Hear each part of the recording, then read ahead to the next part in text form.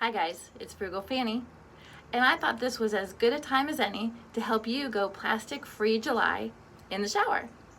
You may already be using bar soap in the shower, and if you are, that's great. I would recommend a natural soap that has no added chemicals.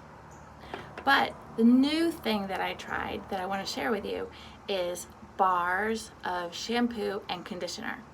I got these online. You can also get them at your local farmer's market. This is shampoo.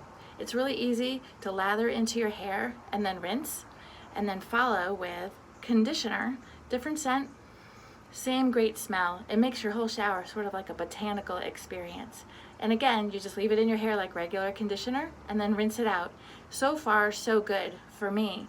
I don't dry my hair in the summer, so I will report back on the quality of the products after I've used these up. I'll tell you how long they lasted and how I liked them for my hair.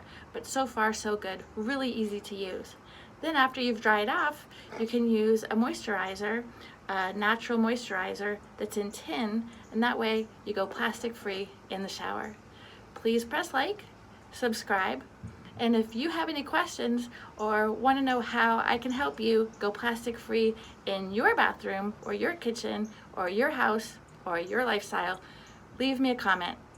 Peace.